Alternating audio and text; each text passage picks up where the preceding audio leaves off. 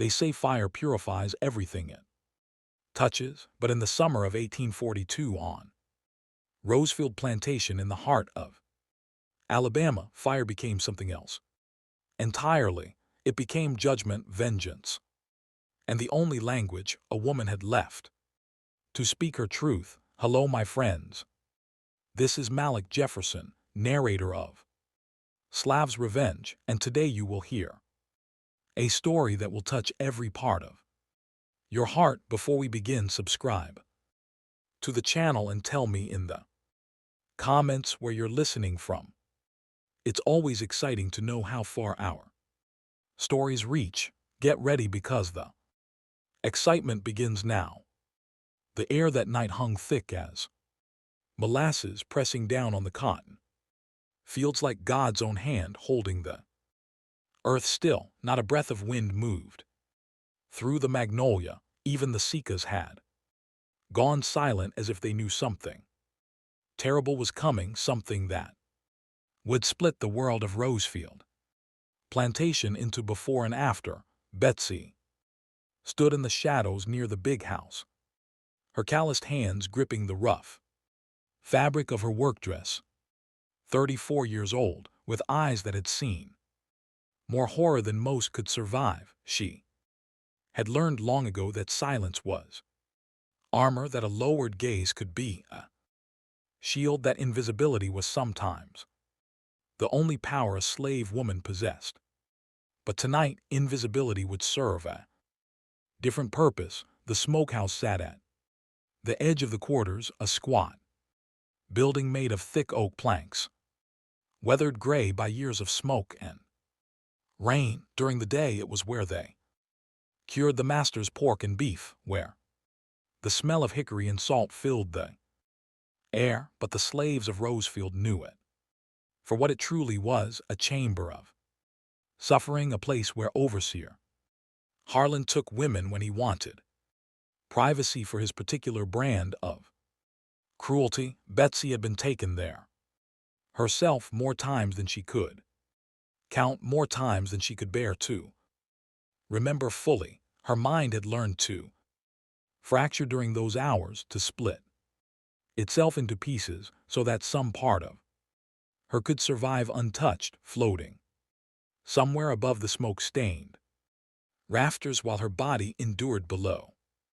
But memory is a stubborn thing. It doesn't stay buried. It rises like smoke, seeping through every crack, filling every empty space until there's nowhere left to hide from what was done to you. She had spent 5 years waiting for this night, 5 years of watching, learning Harlan's patterns, understanding his weaknesses, 5 years of swallowing her rage like bitter medicine, letting it ferment inside her chest until it became something harder than hate. It became purpose. The door to the overseer's quarters opened, spilling yellow lamplight across the dirt yard. Harlan emerged, adjusting his belt, his massive frame silhouetted against the light. He was a bull of a man, 6 ft tall and thick with muscle, gone soft around the middle, his face permanently red from too much whiskey and too much sun. His eyes were pale blue, almost colorless, and they never showed anything that could be mistaken for human compassion. Betsy stepped forward into the moonlight, just enough to be seen. Her heart hammered against her ribs, but her face remained perfectly calm, perfectly submissive. She had practiced this expression for so long it had become a mask she could wear without thinking. "Mr. Harlan." "Sir," she called out, her voice pitched with just the right amount of urgency and fear. "I'm real sorry to bother you this late, but there's trouble in the smokehouse." Harlan turned, squinting into the darkness. When he recognized her, a slow smile spread across his face. It was the smile of a man who had never been denied anything he wanted, who had never faced consequences for taking what wasn't his. "Betsy," he said, her name drawing out like a threat. What kind of trouble? She wrung her hands, the picture of a nervous slave worried about punishment. The meat, sir, some of it's gone bad. The smell is something terrible. I only noticed because I was passing by on my way from the kitchen house. If Master Thornton finds out in the morning, he'll have all our hides. This was the crucial moment. Harlan was lazy and cruel, but he wasn't entirely stupid. If she pushed too hard, he might suspect. If she didn't push hard enough, he might decide to wait until morning. She let her voice crack just slightly. He'll blame you, sir. Say you should have checked it yourself. That did it. Harlan's face darkened at the suggestion that anyone might question his competence. He stepped down from the porch, his boots heavy on the wooden steps. Show me, he commanded. Betsy lowered her eyes and turned toward the smokehouse, moving slowly enough that he would follow, but not so slowly that he'd grow impatient. Behind them, the plantation slept. The big house was dark, except for one window on the second floor, where Master Thornton's young wife sometimes sat up reading. The slave quarters were silent, every family locked behind their thin wooden doors, knowing better than to venture out after dark when Harlan was prowling. Only old Moses, who slept in the barn with the horses, might have seen them walking toward the smokehouse. But Moses was nearly blind, and even if he saw, he would say nothing. The slaves of Rosefield had learned long ago that survival meant seeing nothing, hearing nothing, knowing nothing. The smokehouse door stood slightly ajar, exactly as Betsy had left it an hour earlier. The interior was pitch black, except for the faint red glow of coals in the fire pit that provided the smoke for curing meat. The smell was overwhelming, not of spoiled meat, but of the thick, acrid smoke that never quite left the building, that had soaked into every board and beam. Betsy pulled the door wider and stepped aside, gesturing for Harlan to enter first. For a moment he hesitated, some animal instinct perhaps warning him of danger. But then his pride overruled his caution, and he stepped inside. I don't smell nothing wrong, he said, moving deeper into the darkness. Where's this spoiled? Betsy didn't wait for him to finish. She threw her whole weight against the heavy oak door, slamming it shut with a sound like thunder, her hands shaking now with adrenaline and 5 years of accumulated rage. Fumbled for the iron bolt. She heard Harlan roar, heard his body crash against the door from the inside, but the bolt slid home with a satisfying click before he could reach it. What the hell, Betsy? Open this door. His fists pounded against the oak, making the whole structure shudder. Open it right now, or I swear to God. Swear to God what? Betsy asked, her voice suddenly steady, all pretense of fear gone. What you going to do that you ain't already done? She moved to the side of the building where ventilation slits had been cut to allow smoke to escape. Through them she could see Harlan's shadow moving frantically, searching for another way out. There wasn't one. Smokehouse had been built like a fortress, specifically to protect the master's valuable meat from thieves. Now it would serve a different purpose. Betsy reached down to where she had prepared her materials earlier that evening, a bucket of fresh coals from the kitchen fire burning hot and red. With steady hands that no longer trembled, she began pushing them through the ventilation slits, one after another, feeding them into the fire pit.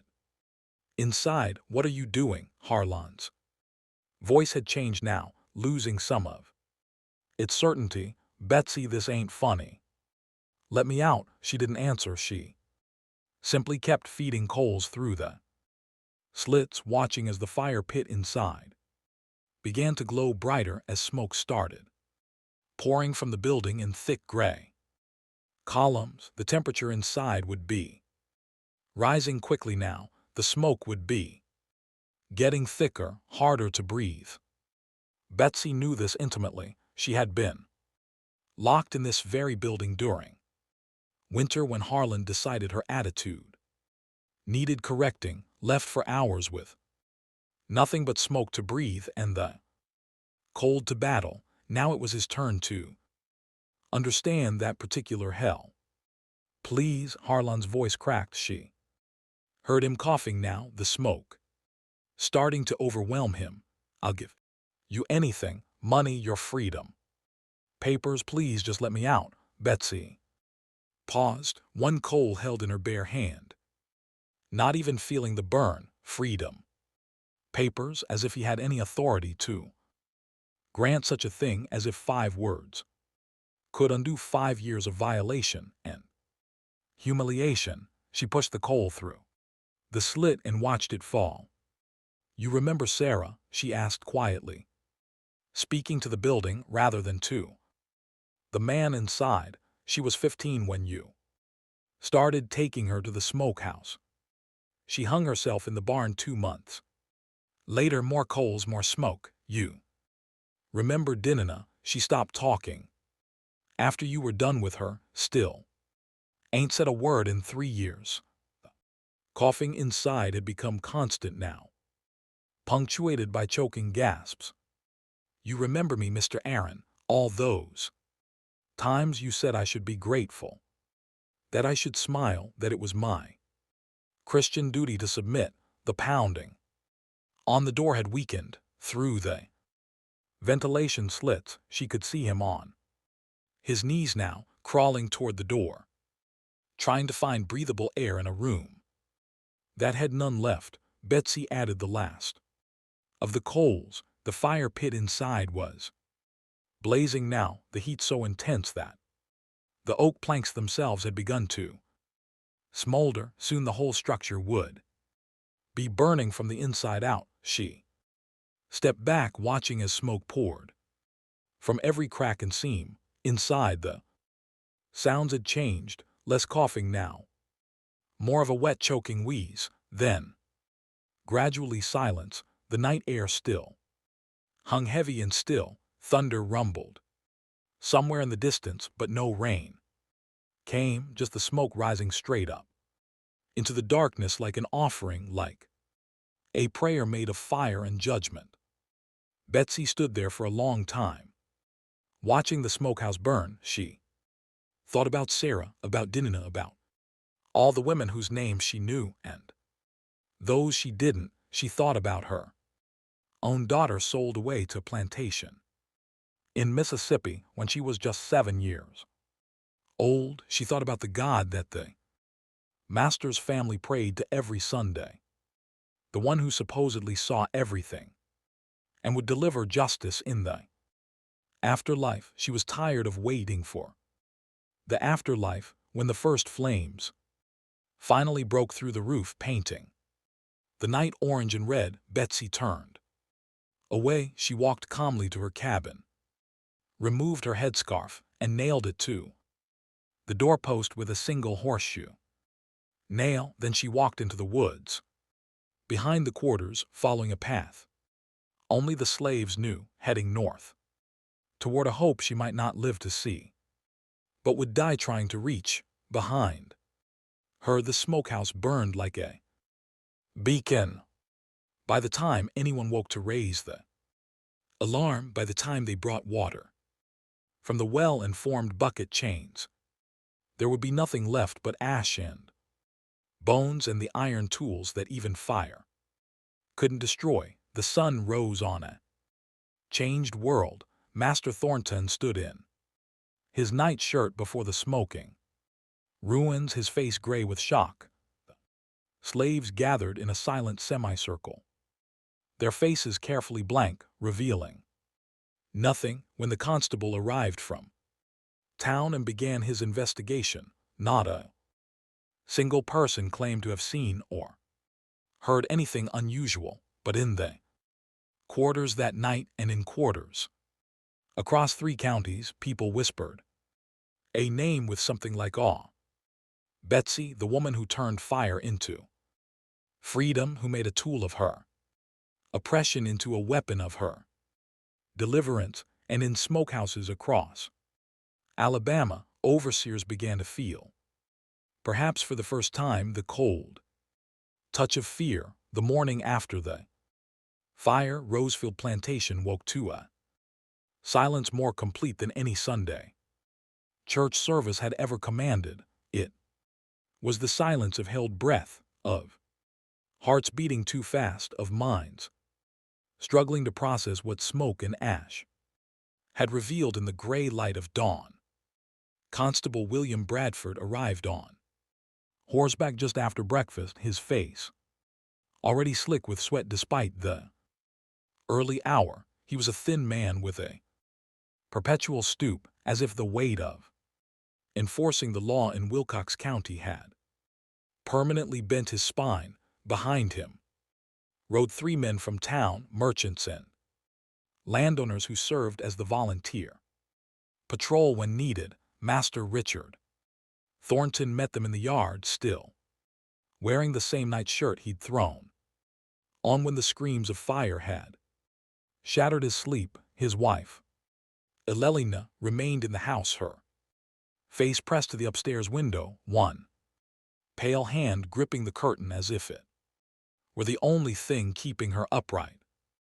The ruins of the smokehouse still smoldered, sending up thin wisps of smoke that drifted lazily in the morning heat. The structure had collapsed in on itself, leaving only the stone foundation and the twisted remains of metal hooks and chains that had hung from the rafters. In the center of it, all barely recognizable as human, lay what remained of Overseer Harlan. Jesus Christ, Bradford muttered, approaching the ruins carefully. The heat still radiated from the blackened wood, forcing him to keep his distance. How long was it burning before anyone noticed? Thornton's hand shook as he gestured vaguely. I don't know, 2 hours, 3. My wife woke me when she smelled the smoke. By the time we got people organized with buckets, it was already. He trailed off, unable to finish the sentence. Bradford circled the ruins slowly, his boots crunching on charred debris. The other men stayed mounted, their horses nervous from the smell of death and burnt flesh. One of them, a plantation owner named Silas Cord, leaned forward in his saddle. This wasn't no accident, Cord said flatly. Look at the door. They all turned to where he was pointing. The door had fallen inward during the collapse, but the heavy iron bolt was still visible, clearly drawn shut from the outside. Implication hung in the air like the smoke itself. He was locked in, Bradford said quietly. Someone locked him in and let him burn. Thornton's face went from gray to white. That's not possible. My people wouldn't. They know what would happen if your people, Cord interrupted, his voice sharp. Your slaves, you mean? One of your slaves murdered your overseer, Richard, burned him alive, and you're standing here telling me it's not possible? Bradford held up a hand to forestall further argument. Let's not get ahead of ourselves. First thing we need to do is account for everyone. Mr. Thornton, I need you to call all your slaves to assembly, every single one. We'll take a count and see who's missing. The bell rang across Rosefield Plantation, its iron voice carrying to the furthest fields. Within 30 minutes, 63 slaves stood in ragged lines before the big house, men, women, and children, their faces carefully expressionless. They had learned long ago to become invisible when white men gathered to dispense justice. Old Jeremiah, who served as the senior field end, counted them off while Bradford took notes. When they reached the end, Thornton's face had gone from white to red. Did you know? The Sioux tribe of Florida became famous for harboring escaped slaves and forming alliances with them. These freedom seekers, known as Black Sioux or Sioux Maroons, lived in separate villages but fought alongside the Sioux against U.S. forces during the Sioux Wars, 1817–1858. The alliance was so strong that many Black Sioux spoke the Sioux language and adopted their customs. This unique relationship created one of the largest and most successful communities of freed slaves in North America before the Civil War, with some eventually relocating to Mexico and the Bahamas to maintain their freedom. Betsy's missing, he said, his voice tight. Betsy Johnson, she works in the kitchen house. Bradford wrote the name carefully. Describe her, 34 years old. About 56, strong woman, good worker. Thornton paused, his jaw working. Harlan had some trouble with her in the past. She had a rebellious streak. Several of the slaves shifted their feet, but no one spoke. Bradford noticed this and turned to face them directly. Anyone here see Betsy last night? Anyone know where she might have gone? The silence stretched out like taffy. Children pressed closer to their mothers. Men studied the dirt at their feet. It was the kind of silence that spoke volumes to those who knew how to listen. Finally, old Moses stepped forward slightly. He was ancient, his face a map of wrinkles, his eyes clouded with cataracts. I might have seen something, he said slowly, his voice wavering with age. My eyes ain't what they used to be, but I was in the barn last night tending to Master's mare. What was looking to foe? What did you see? Bradford demanded. Moses seemed to struggle with the memory. I saw Mr. Harlan walking toward the smokehouse. And I think, though I can't be certain, mind you, I think someone was walking ahead of him. Could have been Betsy. Could have been anyone. Like I said, my eyes ain't good no more. What time was this? Late after the moon was high. Maybe midnight, maybe later. Bradford turned back to Thornton. Did anyone else see anything? Anyone hear anything? More silence. Then a young woman named Clara, who worked in the big house, raised her hand tentatively. I was in the kitchen late, cleaning up from supper. I heard, she faltered, fear evident in every line of her body. Go on, Bradford said, not unkindly. You won't be punished for telling the truth. Clara's eyes flicked to the other slave, seeking permission or perhaps forgiveness for what she was about to say. I heard voices, a man and a woman.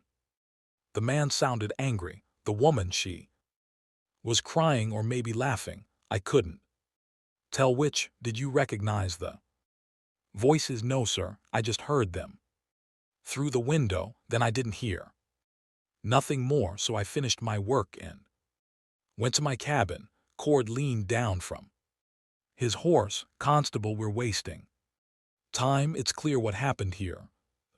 Woman lured Harlan into the smokehouse, locked the door and set the fire. Every minute we stand here talking, she's getting further away. We need to organize a search party, get the dogs.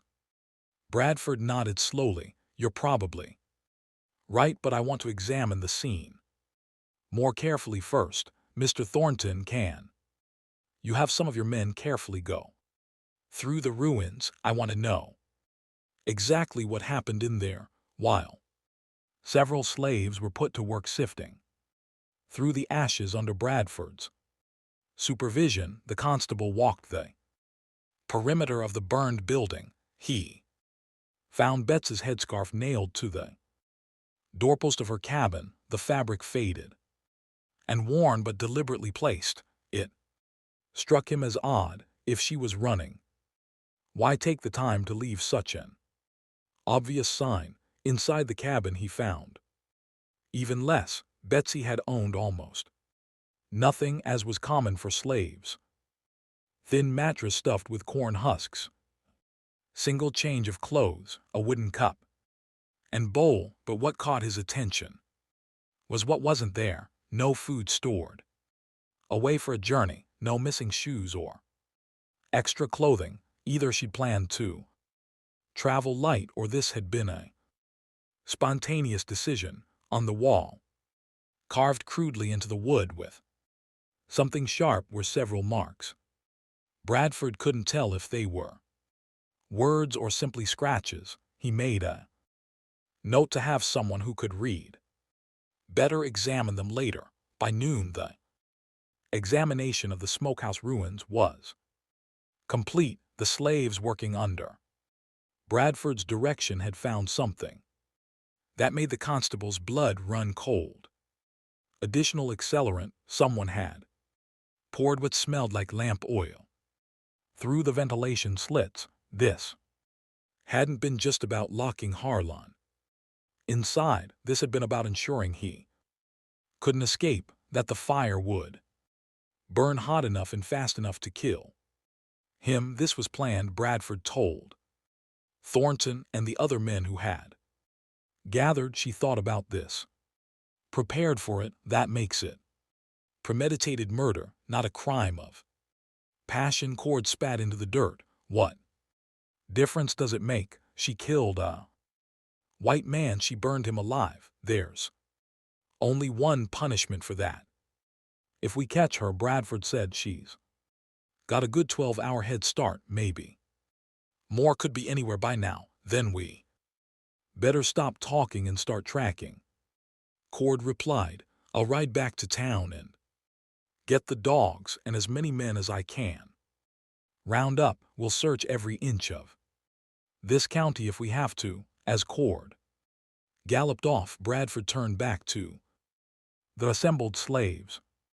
Most had been dismissed back to their work. The cotton wouldn't pick itself, and Thornton couldn't afford to lose a full day of labor, but he'd kept a handful of the older ones, the ones who might know something useful. I need to understand something, he said, addressing them collectively. What kind of woman was Betsy? Was she the type to plan something like this? The slaves exchanged glances.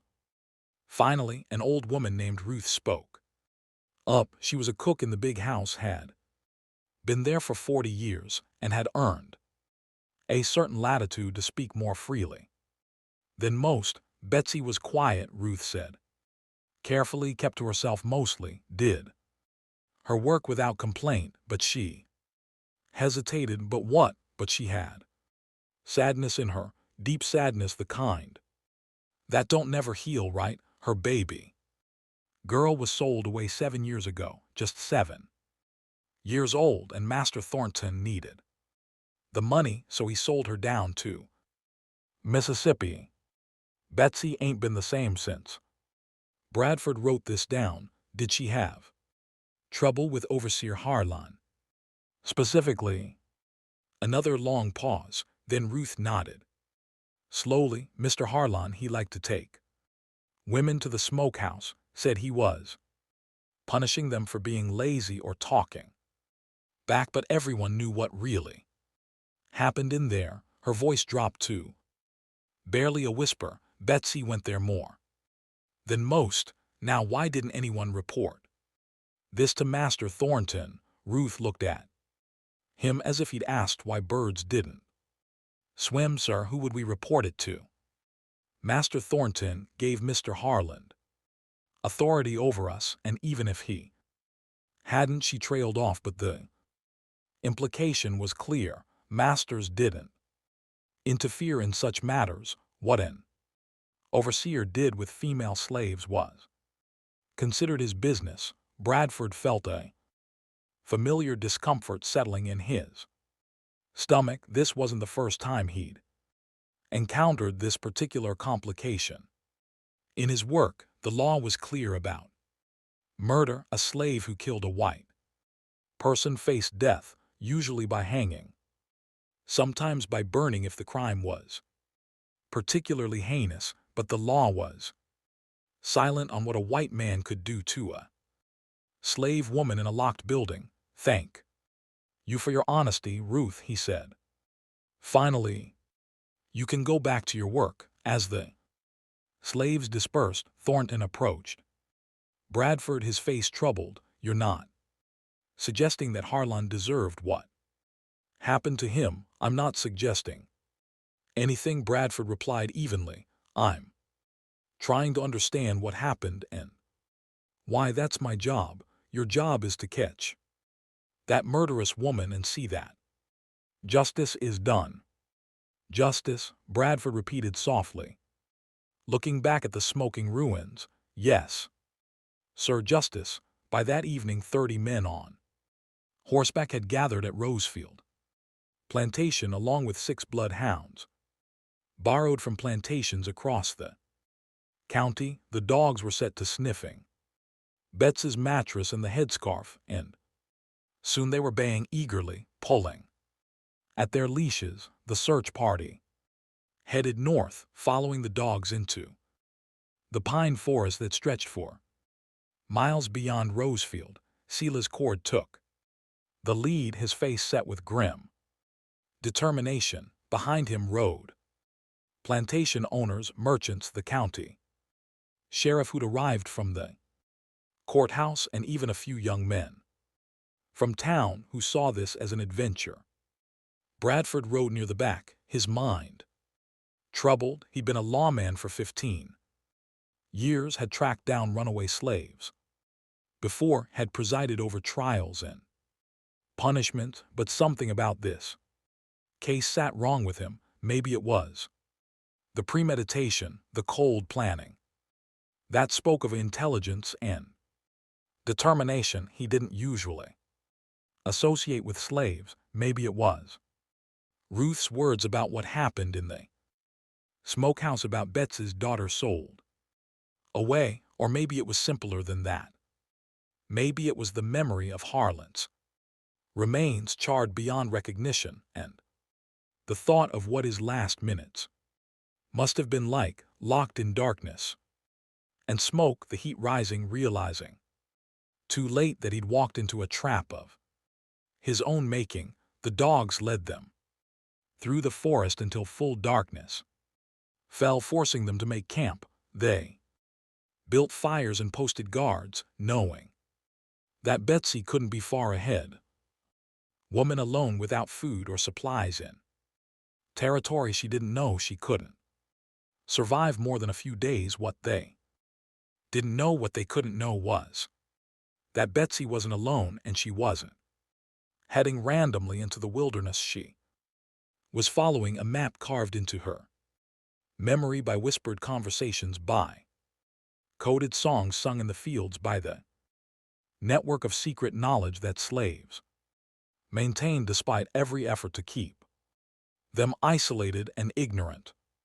She was following the underground railroad, heading toward a safe house 20 miles north, where people who believed that all men were created equal would hide her, feed her, and send her further north toward freedom. As the search party slept fitfully under the stars, Betsy walked through darkness that held no fear for her. She had already faced the worst thing she could imagine and survived it. She had already walked through fire, literally and figuratively.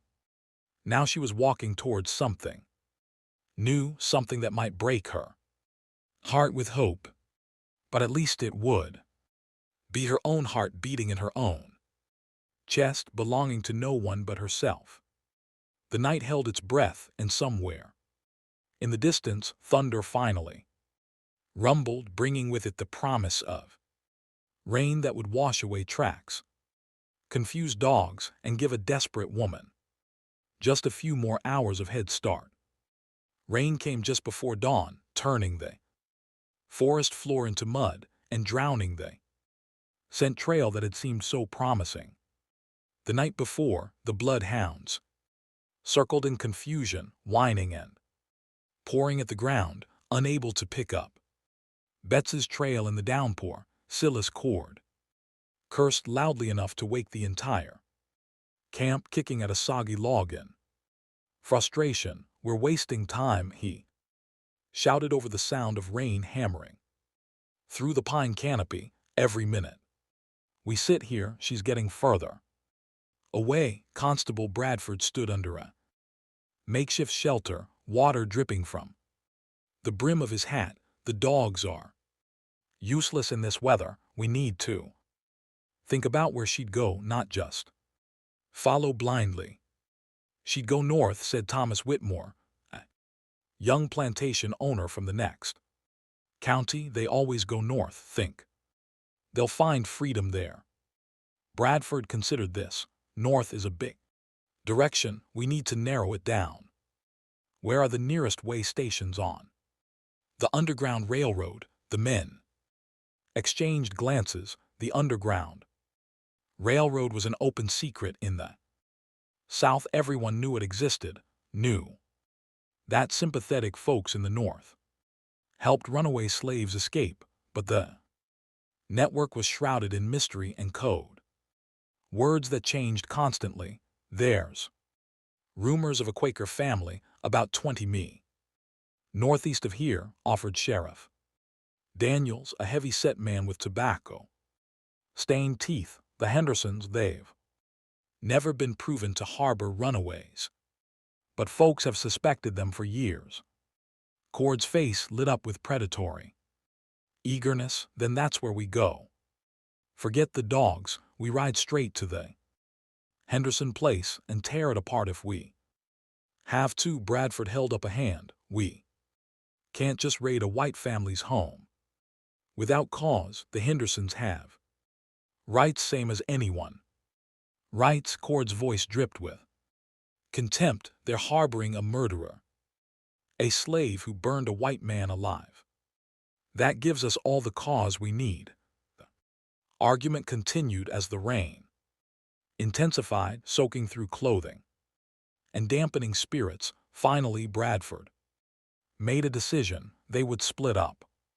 Half the party would continue tracking through the forest in case Betsy had gone a different direction, while the other half would ride to the Henderson farm to investigate. Meanwhile, 15 mi to the northeast, Betsy crouched in a root cellar beneath a small farmhouse, listening to the rain pound overhead. She'd reached the Henderson place just before midnight, following landmarks described to her years ago by an old slave named Jacob, who tried to run and been caught before they hanged him. He'd managed to whisper directions to a few trusted souls, planting seeds of hope even in his final moments.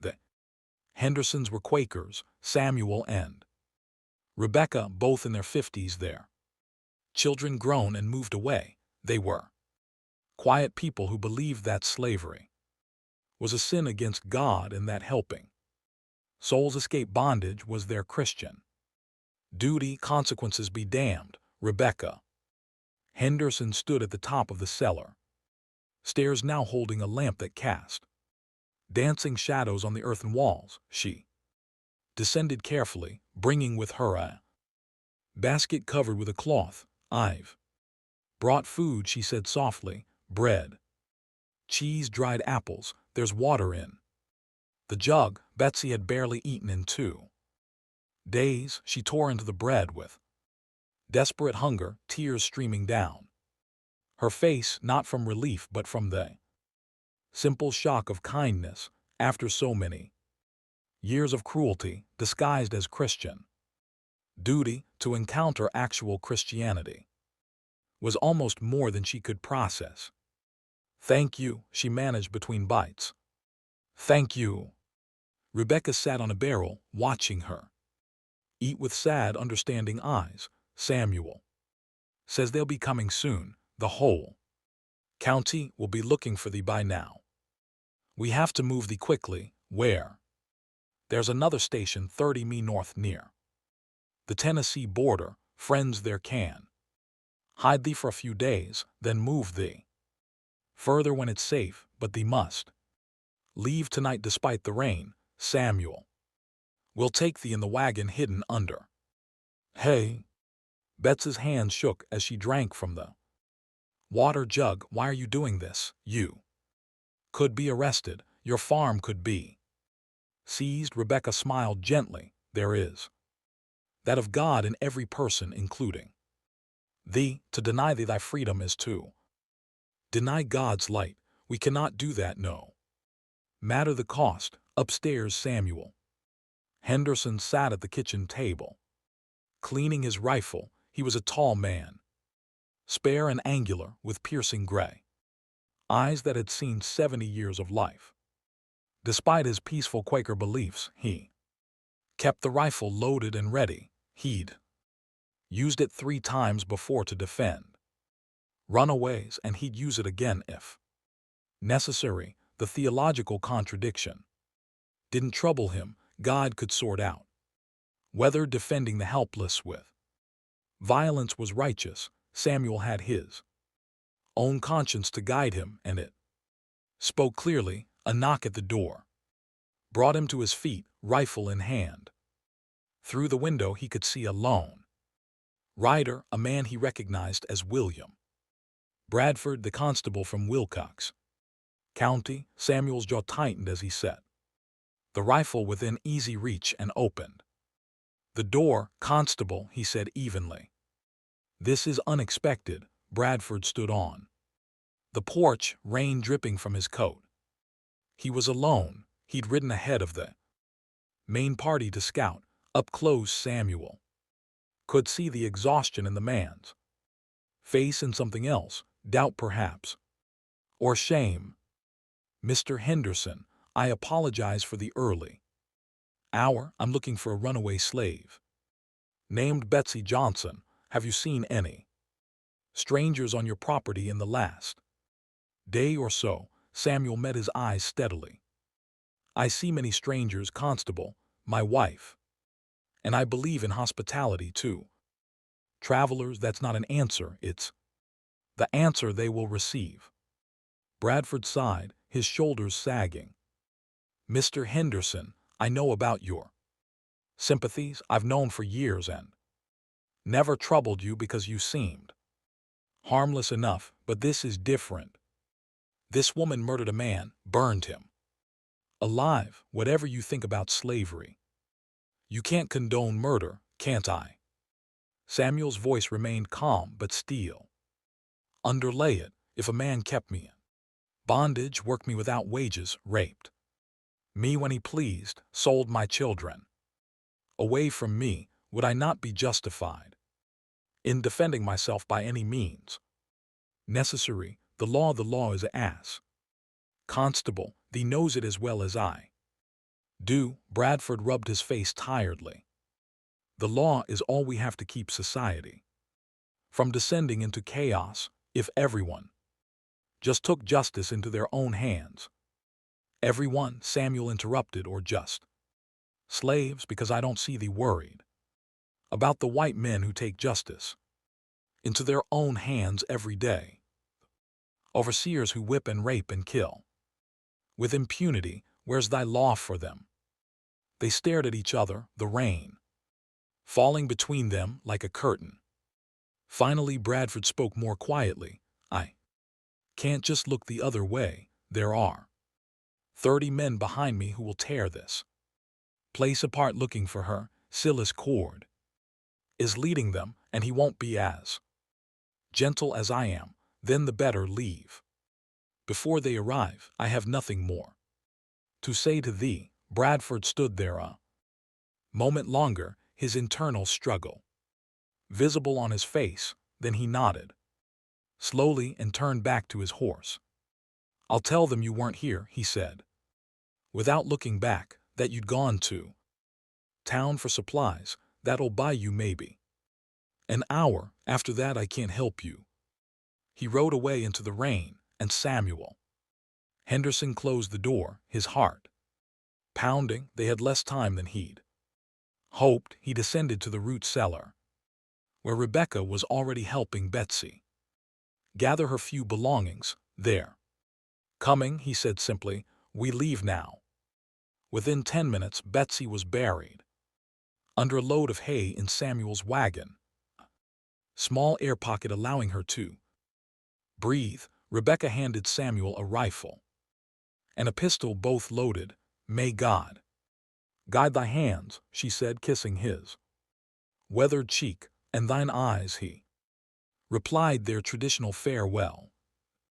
Wagon rolled out into the rain, its wheels cutting deep ruts in the muddy road. Samuel drove slowly, deliberately, knowing that hurrying would only draw attention. Behind them, the farm disappeared into the gray morning, Rebecca standing at the window, watching until they were out of sight. She didn't have long to wait, less than 30 minutes. After Samuel left, the sound of many horses approached. Rebecca composed her face into a pleasant expression and opened the door before they could knock. Silas Cord sat his horse in the yard, rain streaming off his hat. Behind him, 24 armed men waited, their faces hard with purpose and frustration. Mrs. Henderson, Cord said without preamble. Where's your husband? Gone to town for supplies, Rebecca lied smoothly. We were running low on flour and sugar in this rain. The rain started after he left. He'll be back when he gets back. Cord studied her for a long moment, then gestured to his men. Search the house. Search the barn. Search every inch of this property. If she's here, find her. Rebecca didn't move from the doorway. That has no warrant, no legal authority to search my home. I have all the authority I need, Cord said, his hand resting on his pistol. Step aside, Mom, or we'll move you aside. Rebecca considered fighting, considered becoming a martyr for the cause, but something in Cord's eyes told her he'd happily shoot her where she stood, and her death wouldn't save Betsy. So she stepped aside, praying silently that God would protect the innocent and confound the wicked. The men tore through the farmhouse like a tornado. They overturned furniture, ripped up floorboards, emptied every cabinet and trunk. They found the root cellar and searched it thoroughly, but Betsy was long gone. In the barn they scattered hay and grain, checked every stall and loft.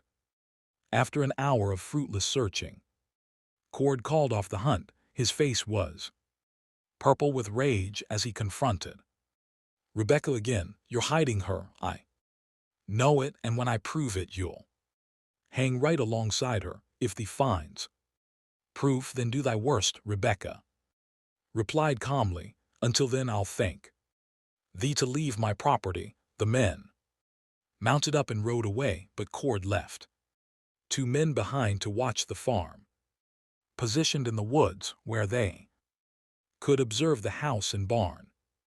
Rebecca saw them go and knew Samuel would spot them too. He was too experienced to lead pursuers directly to the next station. On the muddy road heading north, Samuel Henderson drove his wagon with the patience of a man who'd done this before. He could feel Betsy shifting slightly beneath the hay, could hear her muffled breathing. Every minute that passed took them further from danger, but they had miles to go. Yet the rain continued, a mixed blessing. It hid their tracks but made travel slow and treacherous. The wagon wheels bogged down repeatedly in the mud, requiring Samuel to climb down and push while the horse strained. During one such stop, Samuel spoke quietly toward the hay. Stay still, we're being followed. Behind them, perhaps a quarter-mile back, 3 riders were barely visible through the rain and trees. They made no attempt to close the distance. content to simply follow and see where the wagon led. Samuel considered his options. He couldn't lead them to the next station. That would compromise the entire network in this region. He couldn't outrun them. The wagon was too heavy and slow. That left only one choice. He checked his weapons and drove on, waiting for the right place. Road entered a stretch of dense forest, with trees pressing close on both sides. Here Samuel stopped the wagon completely and climbed down, rifle hand. Stay hidden, he told Betsy. No matter what happens, stay hidden and keep quiet. Then he positioned himself behind the wagon and waited. The three riders emerged from the rain like ghosts, their faces uncertain when they saw Samuel standing in the road. That's far enough, Samuel called out. State thy business or turn back. The lead rider, a young man with a wispy beard, called back. We're following orders. Tracking a runaway slave. You wouldn't know anything about that, would you? I know thee has no right to follow me on a public road. We got every right. Now step aside and let us search your wagon. I will not. The three men exchanged glances. They could see the rifle in Samuel's hands, could see the determination in his stance. The question was whether they were willing to die for the cause of returning one slave to bondage. The young man made his decision. His hand dropped to his pistol. Samuel fired first. The shot echoed through the forest like thunder, and the young man toppled from his horse with a scream, clutching his shoulder. His two companions froze, their own weapons half drawn. The next shot goes through his heart.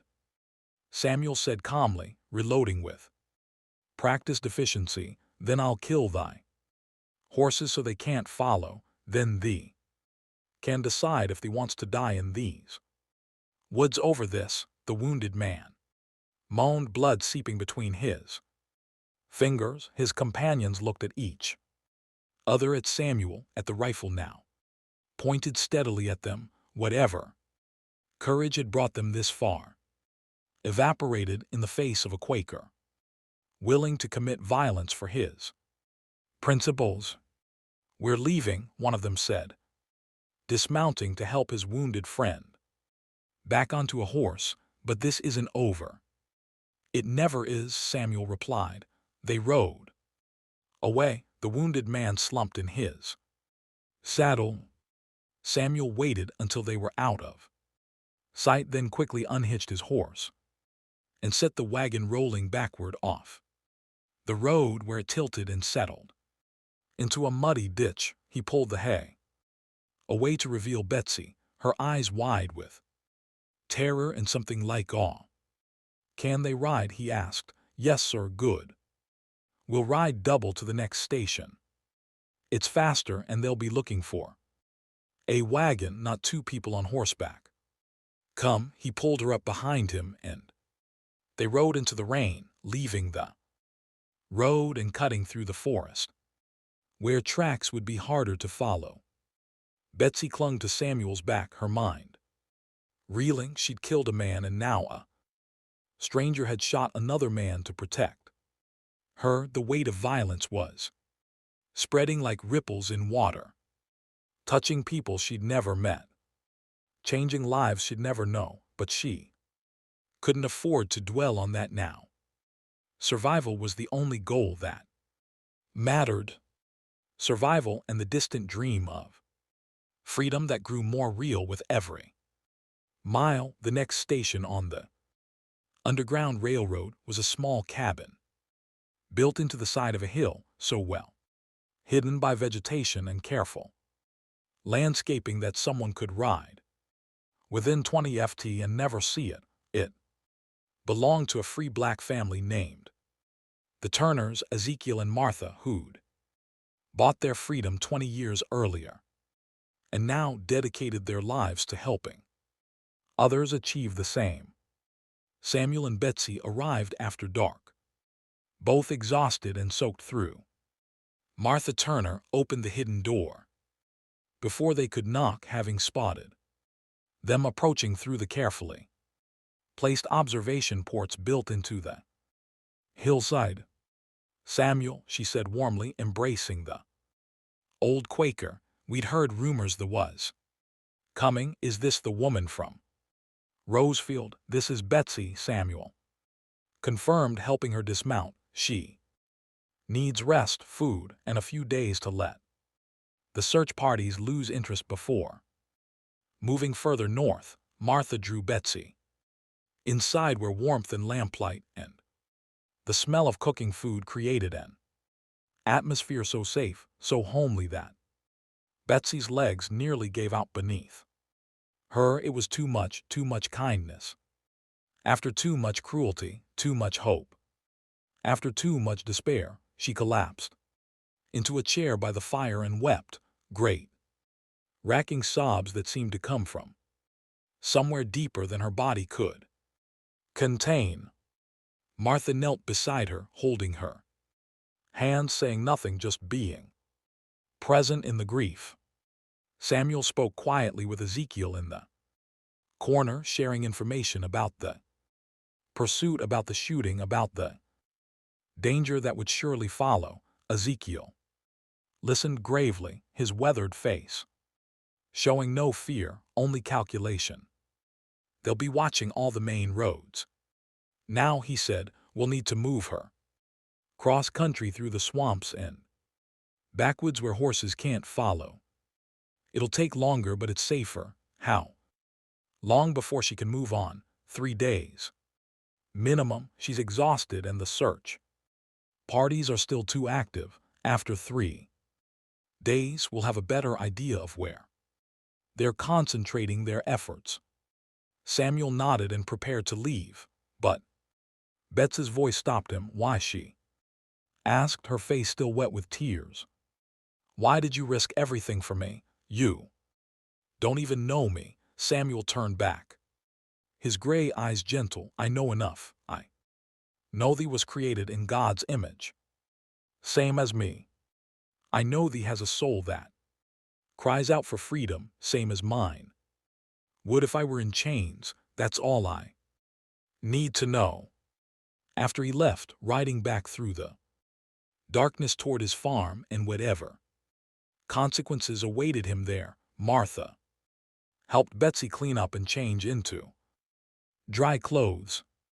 The cabin was small, but meticulously organized, every inch of space used efficiently. The Turners had engineered it with care. The main room appeared to be nothing more than a root cellar if discovered, but hidden panels revealed sleeping areas, storage, and even a tunnel that led further into the hillside. "You're safe here," Martha assured her, as she served up a bowl of thick stew. "We've hidden dozens of souls in this place over the years, and not one has been caught. The Lord looks after his own." Betsy ate slowly, savoring every bite, real food, warm and seasoned and given freely. It had been so long since anyone had offered her something without expecting payment in suffering. Over the next 3 days, she began to heal.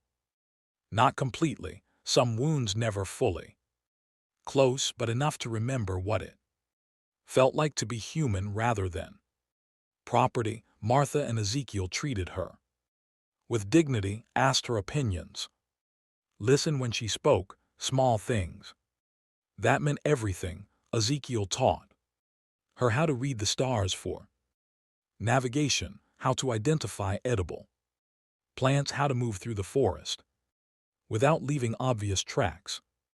"Knowledge is freedom," he told her. "The more thee knows, the less the needs to depend on others." Martha shared stories of other runaways who'd passed through, painting a picture of a vast network of brave souls working to undermine the institution of slavery, one person at a time. Some of the stories ended happily, with freedom and reunion. Others ended in recapture and punishment. but all of them ended with resistance, with the refusal to accept bondage as a permanent condition. On the evening of the third day, Ezekiel returned from a scouting trip with news. The search for Betsy had intensified rather than diminished. Constable Bradford had been removed from the case after it became known he'd warned the Hendersons, and Sela's Cord had taken over the investigation with single-minded fury. He'd organized a semi-permanent search party, offering rewards for information, interrogating slaves on every plantation within 50 mi. "They're not going to give up," Ezekiel said grimly. "Cord has made this personal. He's telling everyone that if one slave can murder an overseer and escape, it'll encourage rebellion across the whole South." He's right, of course. Every slave who hears your story is thinking about their own freedom. Betsy felt the weight of this settle on her shoulders. She hadn't just killed Harlan, she'd become a symbol whether she wanted to be or not. Her actions had sparked something that could either burn bright or be violently extinguished. "What do we do?" she asked. "We get thee to freedom faster than originally planned. Tomorrow night thee leaves for Tennessee. There's a conductor there, a white man named Thomas Garrett, who specializes in difficult cases. He'll get thee all the way to Canada if necessary." That night Betsy couldn't sleep. She kept thinking about Sarah, the 15-year-old girl who'd hanged herself, the barn, about Diner who'd stopped speaking, about her own daughter sold away to Mississippi, who would be 13 now. If she was still alive, would she even recognize Betsy if they passed on the street? She thought about Harlan burning in the smokehouse. Some part of her expected to feel guilt, but she felt nothing. Maybe guilt would come later. Maybe it wouldn't come at all. Maybe that made her a monster, or maybe it just made her human. Martha found her sitting by the dying fire, staring into the embers. "Can't sleep?" the older woman asked, settling into a chair beside her. "I keep thinking about what happens next. If I make it to freedom, what then? I don't know how to be free. I've been a slave my whole life." Martha smiled sadly. "None of us knows how to be free until we are. But I can tell thee this: freedom isn't just the absence of chains. It's the presence of choice. It's waking up each day and deciding for thyself what thee will do, where thee will go, who thee will be. That's a skill thee will learn, just like thee learned to survive bondage. What if I'm not strong enough? Thee burned thy oppressor alive and walked away. Thee has walked through rain and darkness, trusted strangers, risked everything for a chance at something better. If that's not strong, I don't know what is." The next evening, as the sun set behind the hills, a man arrived at the cabin. Thomas Garrett, the conductor Ezekiel had mentioned. He was younger than Betsy expected, maybe 30 years old, with kind eyes and a quiet confidence that reminded her of Samuel Henderson. "Miss Betsy," he said, shaking her hand as if she were a lady rather than a runaway slave. "I've heard about what you did at Rosefield." "Took courage, took desperation," Betsy corrected. "Same thing sometimes." He turned to Ezekiel. "What's the latest on the search?" "They've got patrols on all the main roads and checkpoints at every river crossing. They're offering $500 for her capture, dead or alive." Cord's convinced she's heading for Tennessee. "Then we'll go through Georgia instead," Garrett said calmly. "Longer route but less expected. I've got contacts in Atlanta who can hide her for a week. Then we'll circle back north through the mountains into Kentucky and eventually Ohio, Betsy's head spun. These were places she'd only heard whispered about, lands so distant. They might as well have been the moon. And yet this man spoke about traveling there as casually as if they were going to the next county over. They left in hour after full dark, Garrett leading the way on foot with Betsy close behind. He moved like a ghost through the forest, finding paths where none seemed to exist, reading the landscape in ways that suggested years of experience. They walked for hours, covering ground that horses couldn't traverse, crossing streams to confuse potential tracking dogs. Just before dawn they reached another safe house, this one a barn, owned by a sympathetic farmer who asked no questions and offered no names.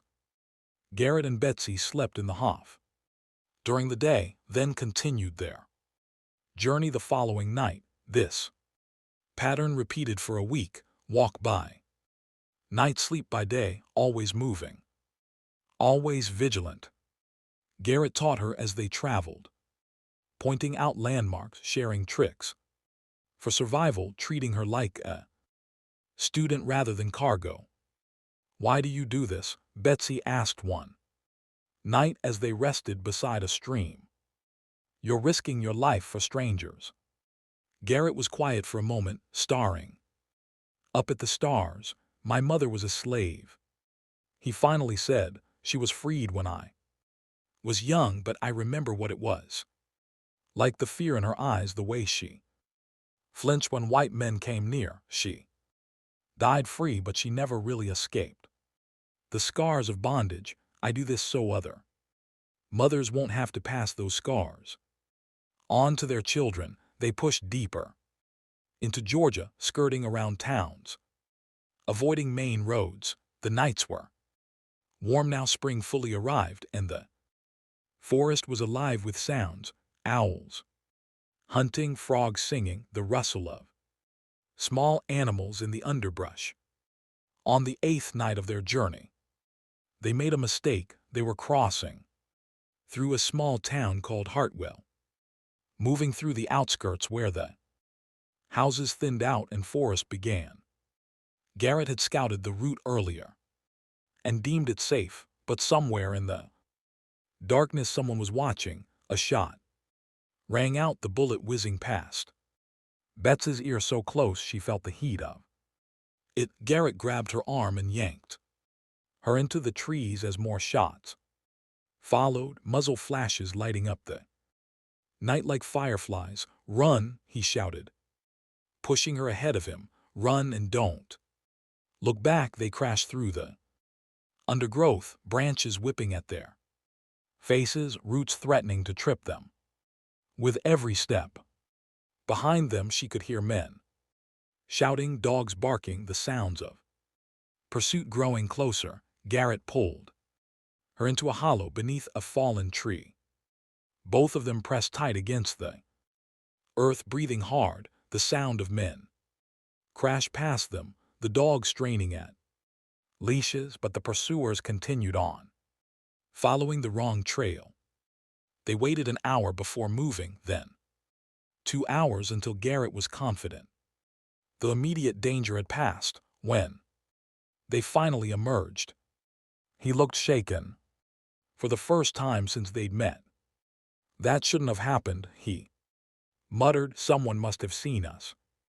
Must have sent word ahead. They're getting organized. Maybe I should turn back," Betsy suggested. "Go to ground somewhere and wait for things to calm down." "There is no going back." "There is no calming down. Cord has made sure of that. The only way out is through." He studied the stars, recalculating their route. "We need to move faster, take more risks. I'm going to get you to Atlanta within 3 days, then we'll figure out the next move." They pushed hard over the next 72 hours, sleeping in shifts, eating on the move, covering distances that left Betsy's feet bleeding and her body screaming for rest. But Garrett drove them forward with single-minded determination, knowing that hesitation meant capture and capture meant death.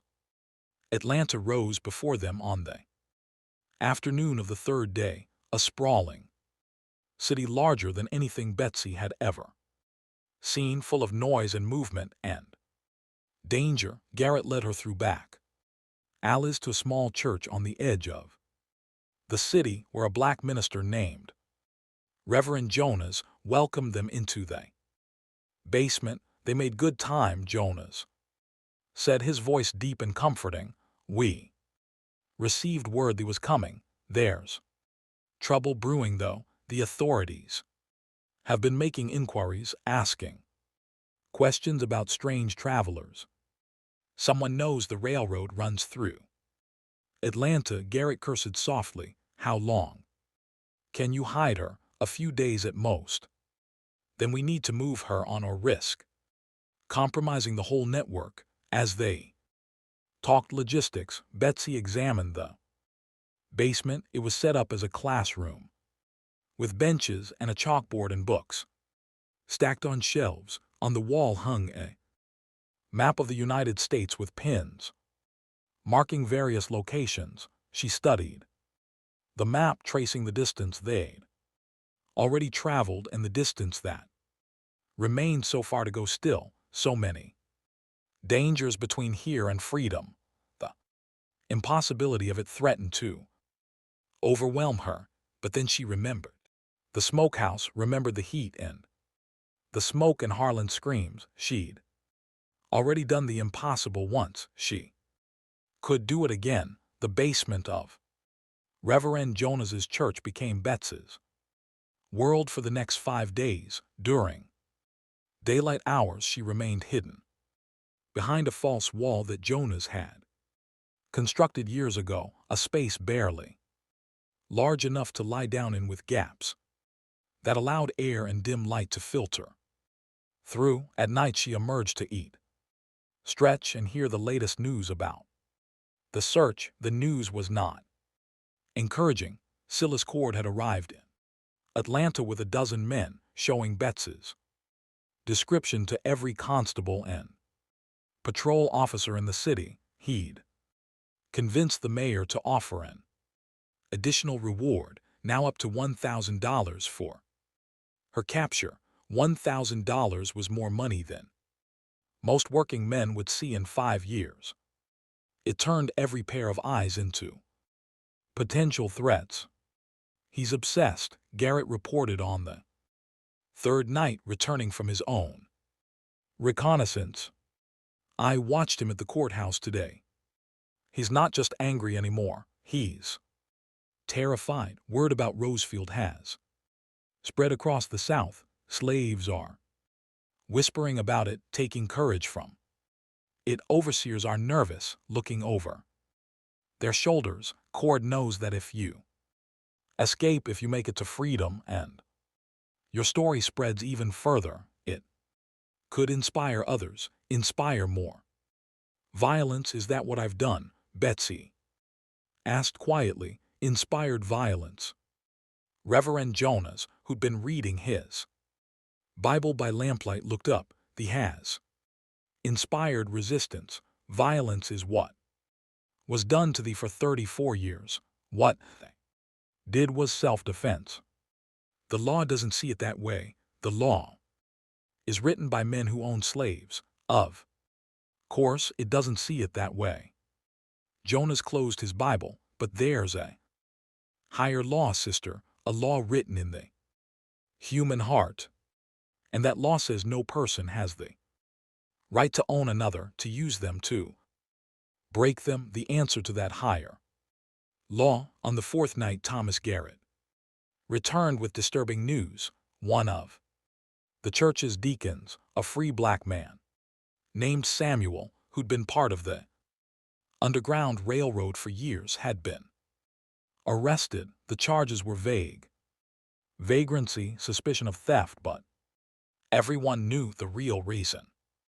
The authorities were squeezing anyone who might have information about Betsy's whereabouts. They're going to torture Him, Garrett said bluntly, try to make him talk. Samuel strong, but everyone breaks eventually. Jonas's face remained calm, but his hands clenched. How long do we have? Maybe 2 days before Samuel can't hold out anymore. We need to move. Betsy tonight. Get her out of Atlanta. Completely. To where? Every route north is being watched. Garrett spread a map on the floor, studying it by lamplight. We go west first toward Alabama. They'll never expect that. It's moving back toward Rosefield, back toward danger. We can hide her in Birmingham for a week. Let cordsmen chase false trails heading north, then we swing up through Tennessee when they're not looking. It was risky, perhaps insane, but Garrett was right about one thing. No one would expect them to double back toward the very place Betsy had fled from. Sometimes the most dangerous move was the safest. That night, under cover of darkness, Betsy left Atlanta dressed as a young man. Garrett had obtained clothes for her, rough work pants, a shirt, a hat pulled low to hide her face. They joined a group of laborers heading west to work on railroad construction, 20 men traveling together for safety against bandits. None of the real workers knew they were harboring a fugitive. Greater than.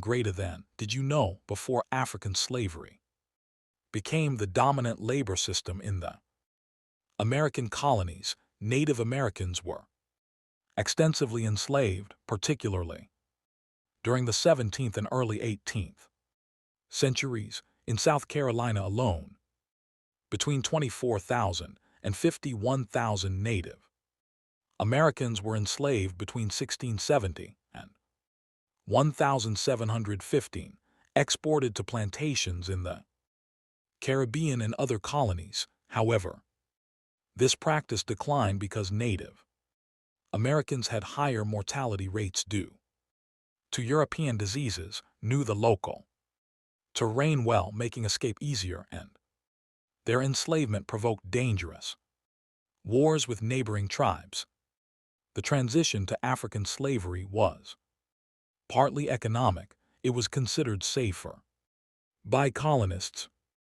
Ironically, on some plantations, enslaved Africans and Native Americans formed families together, creating communities of mixed heritage. Their descendants still exist today, though their history has often been erased from mainstream narratives about American slavery. Garrett had simply paid the foreman for 2 spots in the group and kept to himself and Betsy during the journey. They walked during the day now, hiding in plain sight among legitimate travelers, sleeping in camps with the other workers at night. It was exhausting and nerve-wracking. Every time someone looked at Betsy too long, every time a patrol passed on the road, her heart threatened to burst from her chest, but the disguise held. Men saw what they expected to see: another laborer, another poor soul trying to earn a living through hard work. After 5 days of travel, they reached Birmingham, a growing industrial city where the smoke from foundries and factories hung in the air like a permanent fog. Here, Garrett had contacts in the free black community who could hide Betsy more securely. They stayed with a family named the Washingtons, George and Clara, who lived in a small house on the edge of the Black Quarter. George worked at a foundry, coming home each night covered in soot and exhausted, but he greeted Betsy with warmth and respect. Your story has reached even here, he told her over dinner the first night. Folks are talking about the woman who burned the overseer. Some say you're a hero, some say you're crazy, but everyone agrees you're brave. I don't feel brave, Betsy admitted. I feel terrified every moment of every day. Clara reached across the table too. Squeeze her hand. Bravery ain't the absence of fear, child. It's acting despite the fear, and you've been doing that since the night you locked that door. Over the next week, Betsy slowly began to believe she might actually survive the routine of hiding during the day and emerging at night became familiar. The Washingtons treated her like family, sharing their food and their home without complaint. George brought news from the foundry about troop movements and patrol patterns. Clara taught her more about reading and writing, skills that would serve her well in freedom. But on the 8th day, everything went wrong. George came home early from the foundry, his face pale. Beneath the soot, there's talk at work. Someone's been asking questions about strangers in the neighborhood, specifically about a woman matching your description. They're going door to door. Garrett, who'd been staying in a nearby boarding house to avoid drawing attention to the Washingtons, arrived. Within the hour, we need to move now. I've arranged transport to Tennessee, but we have to leave tonight. Transport turned out to be a freight wagon carrying cotton bales to Chattanooga. The driver, a white man named McCullough, had been smuggling runaways for years, hiding them in specially constructed compartments within the load. It's not comfortable, he warned as he showed Betsy the hiding spot, a hollow space between cotton bales barely large enough for a person to fit. You'll be in there for 2 days, maybe 3. We'll stop twice a day to let you out for food and necessities. But the rest of the time you need to stay hidden and quiet. If we get inspected at a checkpoint, they'll be stabbing bayonets into the load. You'll need to stay perfectly still no matter what. Betsy climbed into the space, feeling the walls of cotton close around her. It was suffocating, claustrophobic, like being buried alive, but it was also safety, anonymity, a chance to slip past the patrols that were growing tighter by the day. McCullough and Garrett secured the compartment, stacking additional bales to hide the entrance. Then the wagon rolled out of Birmingham, heading northeast toward Tennessee and the promise of safer territory. Those 3 days were the longest of Betsy's life. The darkness was complete, the air thick and hard to breathe. She could hear everything happening outside. McCullough talking to other travelers on the road, the rattle of wheels over rough ground, the occasional bark of patrol officers checking papers at checkpoints. Twice, just as McCullough had warned, bayonet stabbed into the cotton load. Betsy pressed herself into the smallest possible space, feeling the blades whisper past her body, missing her by inches. She didn't scream, didn't move, barely breathed. The soldiers outside, satisfied they checked thoroughly, waved the wagon through. When McCullough finally opened the compartment on the 3rd day, Betsy tumbled out, gasping for air, her limbs cramped and her mind spinning. They were in a forest clearing somewhere in Tennessee, the air cooler here in the mountains, pine trees stretching toward a brilliant blue sky. You made it, McCullough said, offering her water. The worst is behind you now. From here it's mostly friendly territory until you reach the Ohio River, cross that end.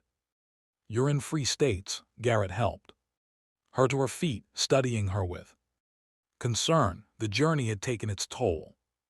She'd lost weight she couldn't afford to lose. Her clothes hung loose, dark circles shadowed her eyes, but she was still standing, still moving forward.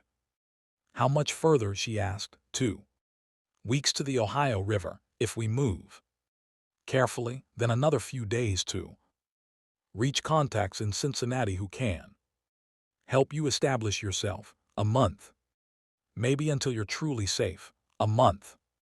After everything she'd endured, a month seemed both impossibly long and remarkably short, but Betsy nodded.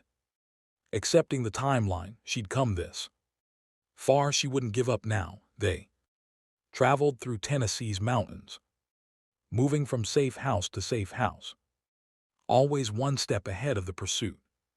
That continued to dog them. The network of abolitionists was stronger here, more organized, and Betsy began to see the true scope of the Underground Railroad.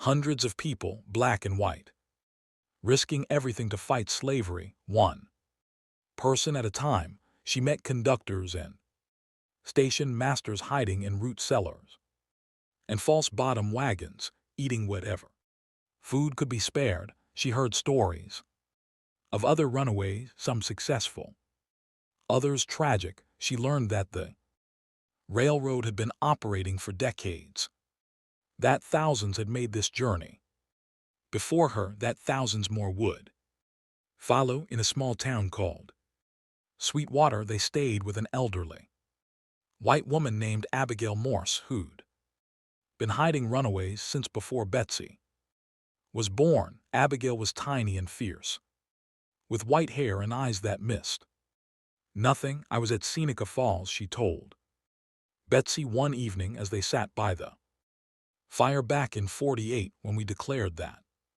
women deserve the same rights as men.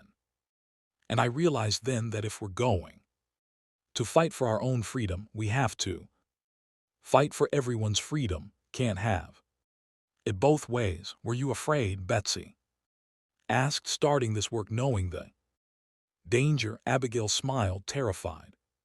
Still am every time someone knocks on the door, but fear is just a feeling. Child, it doesn't have to control you. You of all people should understand that. They pushed on through Knoxville, through the Cumberland Gap into Kentucky, where the laws were still hostile, but the sympathy of many residents ran toward freedom. Winter was approaching now, the air turning cold, leaves falling from the trees in drifts of red and gold. Finally, on a gray morning in late October, they crested a hill, and Garrett pointed into the distance. There, he said simply, the Ohio River. Betsy stared at the wide ribbon of water cutting through the landscape. On the other side lay free states, Ohio, where slavery was illegal, where she would no longer be property, but a person with rights and protections. Under the law, she traveled over 500 m.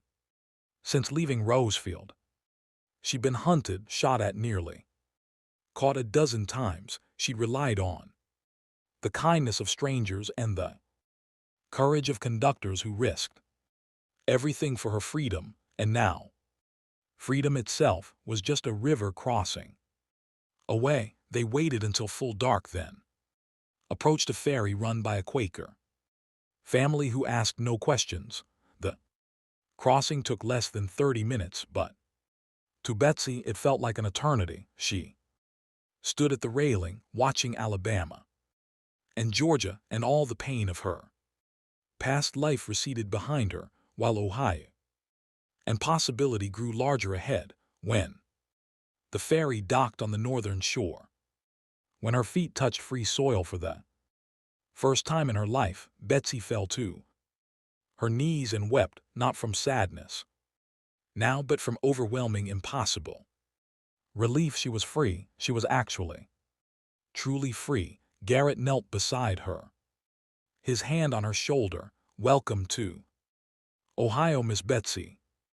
Welcome to your new life. Cincinnati was a city of contradictions. Though Ohio was a free state, it sat directly across the river from Kentucky, a slave state, and the laws protecting free black people were complex and often ignored.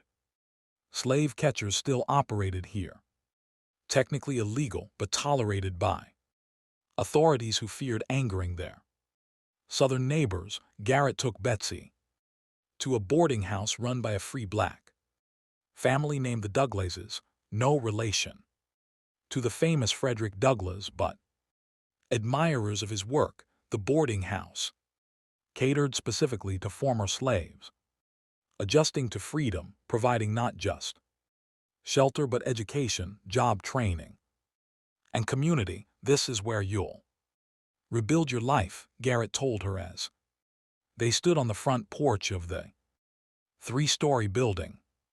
Catherine Douglas runs a school for adults teaching reading and writing and arithmetic. She also has contacts throughout the city who employ former slaves in legitimate jobs. You'll be safe here. Betsy gripped his arm, suddenly afraid of his leaving. Over the past 2 months, Garrett had become her guide, her protector, her connection to this strange new world. The thought of navigating it without him was terrifying. I don't know how to thank you, she said, her voice thick with emotion. You thank me by living, Garrett replied simply, by being free and happy, and never letting them make you small. Again, that's all the thanks any of us need. He pressed something into her hand, a small leather pouch. There's $50 in there. It's not much, but it's enough to get you started. Catherine will help you find work. Then he was gone, disappearing into the Cincinnati streets to guide the next person toward freedom, to risk his life again and again because some battles were too important to abandon. Catherine Douglas was a remarkable woman, educated, articulate, with an iron will wrapped in kindness. She welcomed Betsy into the boarding house and immediately set about assessing her needs. Can you read? She asked during their first conversation. A little. Clara Washington in Birmingham taught me some. Good. We'll build on that. Can you do arithmetic? Basic counting. Never had reason to learn more. You'll learn now. Education is power, Betsy. It's the difference between working for pennies and working for dollars. It's the difference between being dependent on others and being independent. Over the next weeks, Betsy threw herself into learning with desperate intensity. She attended Catherine's classes every evening, practicing letters and numbers until her hand cramped. During the day she worked at a laundry service owned by another former slave, earning her first wages as a free woman, 25 cents a day, which seemed like a fortune after a lifetime of unpaid labor. The work was hard, the hours long, but it was her work, her choice, her decision that made all the difference. She made friends at the boarding house, other women who'd made similar journeys, who understood the weight of memory and the difficulty of building a new life. They shared stories late into the night, processing their trauma together, finding strength in community. One woman, Harriet, had escaped from Maryland 10 years earlier and now worked as a seamstress, saving money to buy her children's freedom. Another, Susan, had been freed by her master's will upon his death and was learning to be a teacher. They were survivors all, carrying scars but refusing to be defined by them. But even in freedom, Betsy couldn't fully escape her past. 2 months after arriving in Cincinnati, she was walking to work when she saw a notice posted on a wall, a reward poster with a sketch of her face and a description of her crimes. $1,000 for her capture, dead or alive. Silas Cord hadn't given up, even here. Even across the river in free territory. He was still hunting her. Catherine advised caution. The law technically protects you here, but it's not always enforced. There are men who make their living catching runaways and dragging them back south using forged papers and corrupt judges. You need to be careful. Betsy began varying her routes to work, staying alert for anyone following her, sleeping lightly with a weapon nearby. The boarding house had protocols for this: safe rooms, escape routes, code words that would alert everyone to danger. For months, nothing happened. Life settled into a routine of work and study and slow healing. Betsy learned to read well enough to understand newspapers. She learned arithmetic well enough to manage her own money. She started saving, depositing coins in an account at a bank that catered to black customers. Spring came, then summer. The anniversary of the night she'd killed Harlan passed unremarked except in her own mind. She didn't regret it. She couldn't regret it.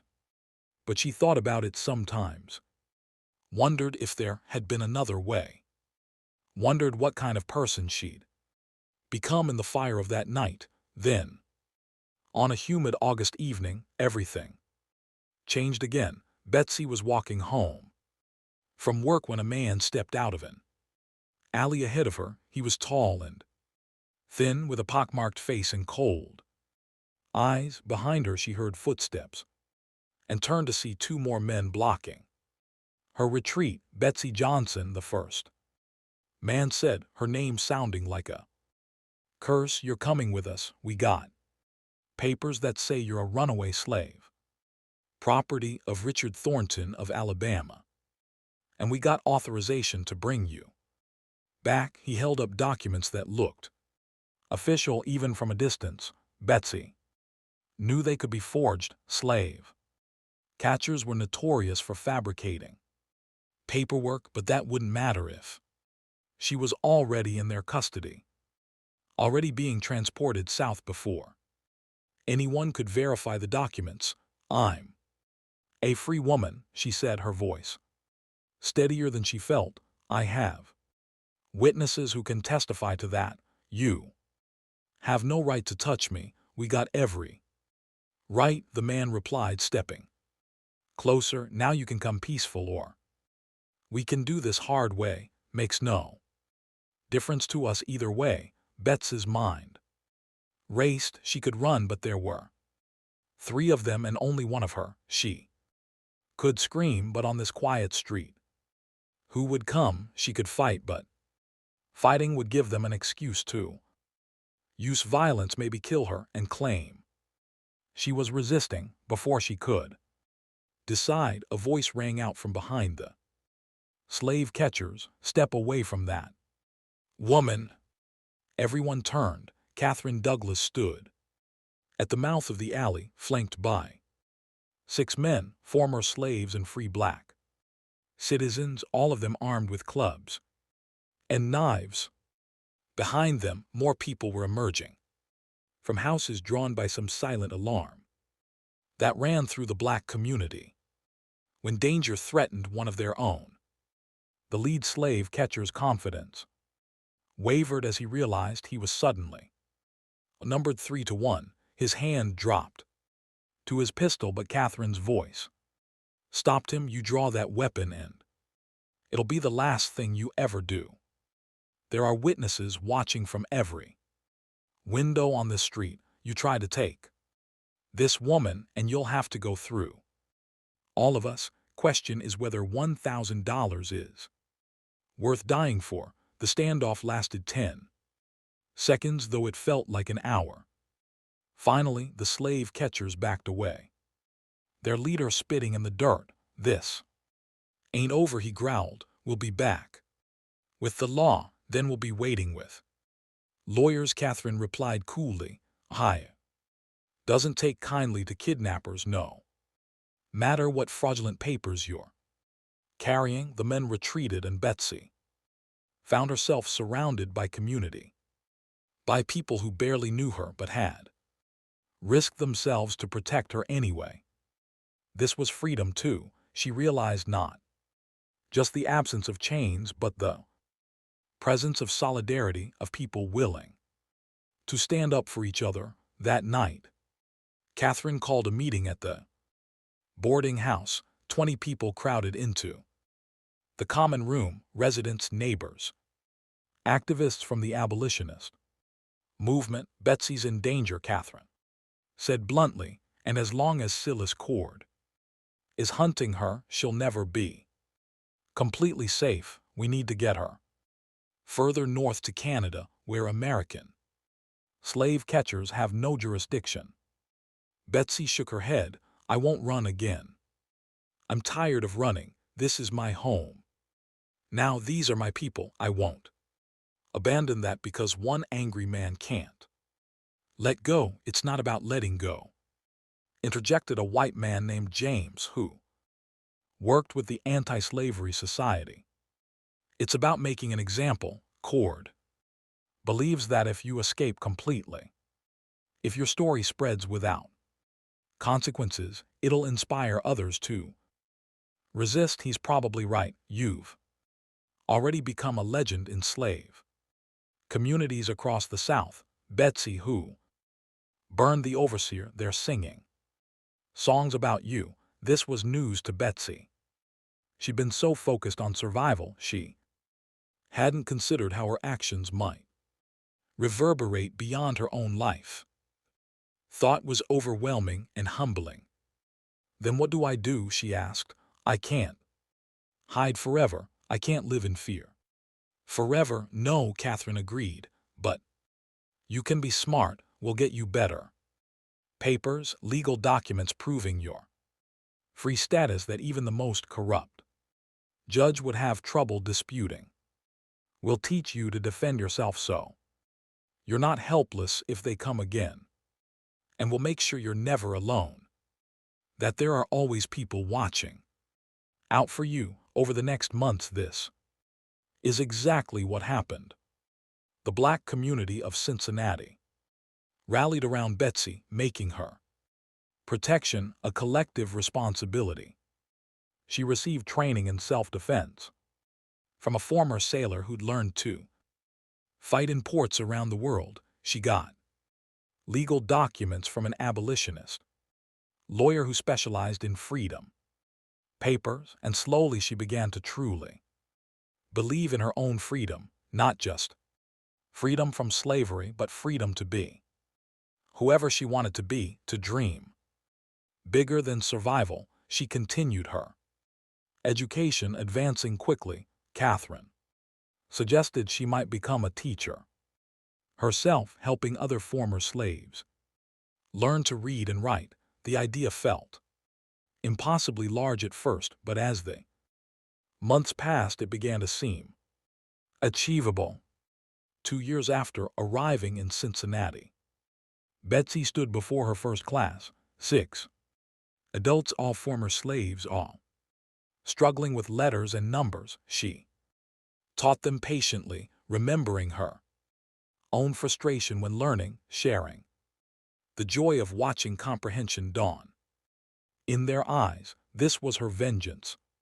She realized not fire and death, but knowledge and empowerment. Every person she taught to read was an act of rebellion against the system that had tried to keep her ignorant. Every person who learned to count money was someone who couldn't be easily cheated. Every freed mind was a defeat for slavery itself. News from the South continued to trickle north. Richard Thornton's plantation had struggled after Harlan's death. Overseers were harder to hire now, and slaves grew bolder in their resistance. Some plantations nearby had experienced accidents in their smokehouses, fires started by unknown hands. The connection to Betsy's story was never proven but widely assumed. Silas Cord, obsessed and bankrupted by his unsuccessful search, had died of a heart attack at age 52, still clutching reward posters with Betsy's face. Some said it was justice, some said it was mercy. Betsy felt neither satisfaction nor pity at the news. He'd been a man driven by fear disguised as righteousness, unable to see the humanity of those he considered. Property, his death changed nothing for the thousands still in bondage, but every day in small ways the work of resistance continued. The underground railroad kept running, teachers like Betsy kept educating, activists kept pressuring for change, and somewhere in the South, women trapped in smokehouses and cotton fields and big houses heard whispers of a woman who'd fought back and survived. Hope is a stubborn thing. It grows in the cracks of oppression, spreads like fire, refuses to be extinguished. On a spring morning in 1844, 2 years to the day after she'd locked Harlan in the smokehouse, Betsy stood on the banks of the Ohio River and looked back toward Alabama. She thought about Sarah and Dina and all the women whose names she didn't know. She thought about her daughter sold away who might be a free woman herself by now, or might still be in chains. She made a promise to the wind and water and memory. She would keep teaching, keep resisting, keep being a living testament that slavery could be fought, could be survived, could be defeated one person at a time. Her chains had been silence, her fire had been truth, and her name, Betsy, would be remembered long after the plantation owners and slave catchers had turned to dust. The smoke from Rosefield had risen straight into heaven, carrying with it the scent of justice and freedom intertwined, and in cities and towns and hidden clearings across America, people breathed that smoke and understood its message. Some battles are won not with violence, but with survival. Some victories come not from destroying your enemies, but from refusing to let them destroy you. Betsy had done both. She had survived, she had resisted, she had become free, and that was the most dangerous thing a slave could ever do.